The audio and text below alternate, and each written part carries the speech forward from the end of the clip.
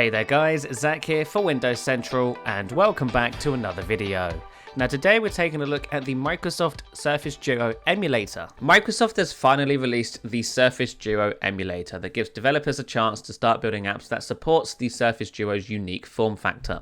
It also gives us a chance to take an early look at some of the OS experiences we can expect to see on the Surface Duo when that launches later this year, including how gestures work, how the operating system handles two displays, and how the Microsoft Launcher fits into all of that as well.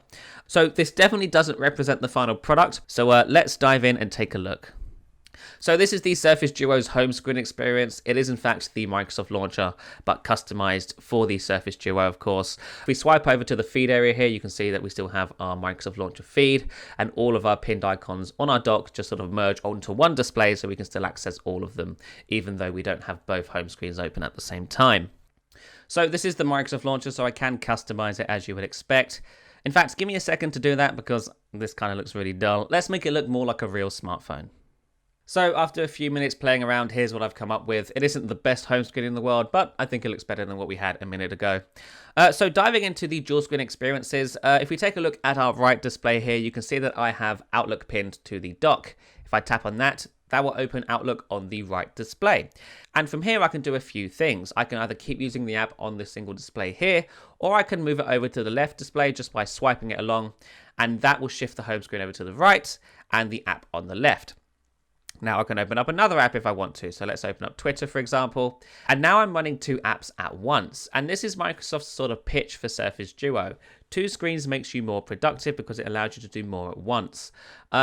This isn't a great example, of course, email and Twitter. My boss has never been more proud, but you get the idea. I can now check information on this side and do other things on this side at the same time. Now, this isn't the only use case for dual screens. Some apps will support spanning across both displays. In fact, Outlook is one of them. So if we want to close this app, we can just swipe up here to close it, just like on other Android devices running Android 10. And to span Outlook, what we have to do is we sort of just grab it, drag it up, and then dock it to the center divider here. We let go, and the app will now span across both displays. So on the left here, I've got my inbox, and if I tap on an email, I can see the contents of that email on the right screen. And this is just one example of how dual screens allows apps to sort of expand and show more content at once. So instead of using two apps here, I'm using one app to show more content. And I actually think this is an excellent use case for the dual screen experience here. So if we undock this, we can dock it back onto one display and that will continue on as normal. But what's really nice about having two displays is that I can actually tap on links here and have it open on another screen and still have that app running at the same time. So as you can see, I just clicked on that link. I've still got my email clients open so I can do other things whilst this web page loads. And now I can see the contents of this web page. I can start writing an email about the contents of that web page. So I could, for example, I could say, I need this image changed. There we go. And then I could copy that image. Or download the image even. We'll go download that. I can attach that as a photo. Here it is. I can send that to somebody important at Microsoft and send that off just like that. So that's just one example of how you can be more productive using the Surface Duo and dual displays. Of course, since this is Android 10, navigation works as you would expect. I've sort of demoed this already, but we'll give you another showcase here. To go home, you swipe up on an app, and to go back, you swipe from the left or right side. So if we click on this tweet here, we can do that, and that will go back. If we go in here, swipe from the right, that will go back. And if I'm on the left side, swiping from the left, we'll do the same thing. If we jump into settings here, you'll see that there's some Microsoft specific customizations here which aren't ready yet. So there's a Microsoft area here which says coming soon, for example.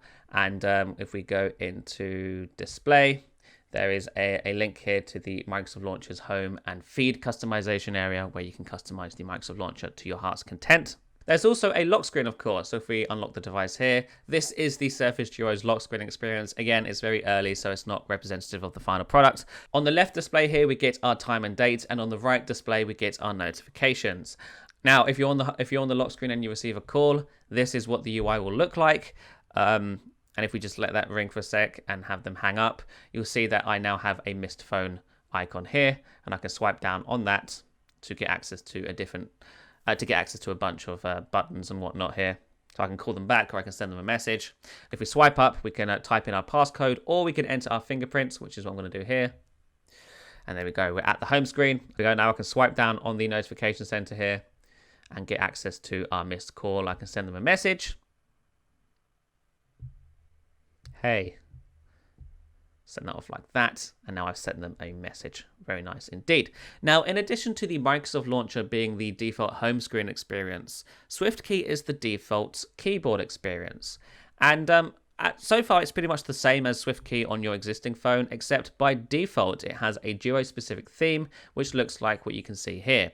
This is the dark version. There is a light version. Let's actually jump into settings here and showcase that in more detail. If we go into themes, go down to yours, you can see by default it's set to Duo Dark. And then there's also a Duo Light version as well. Now, this is different from the standard SwiftKey theme because the standard one has all of the accents, all of the additional keys in the sort of preview for the key you're tapping on, which kind of looks ugly, and also the colors are a bit different. On this device, that is not the case. You get this sort of clean user experience. It looks much nicer. It's a very subtle change, but I appreciate that greatly because one of my biggest complaints with SwiftKey has been its default theme being so ugly. If we open up an app here, this is the sort of multitasking switcher UI that all Android phones have, but this is sort of a little bit different on Surface Duo here. And whilst we're in here, we can obviously tap on an app to open it, or if we swipe up and hold, we can actually throw one of these apps to the other display. So if I want to open To Do on the left screen, I can just swipe it over and it opens up there, which is kind of cool.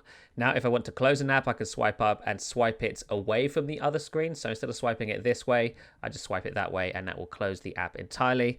And of course, we can grab an app here and drag it over ourselves if you want to. Now, Microsoft Edge is another one of those apps that supports spanning, except it's a little bit buggy right now. So if we try and span it here, you see it's enabling span, and there we go. So the UI along the top sort of knows what to do, but the browsing experience is a little bit iffy right now. You can see the divider actually cuts into content.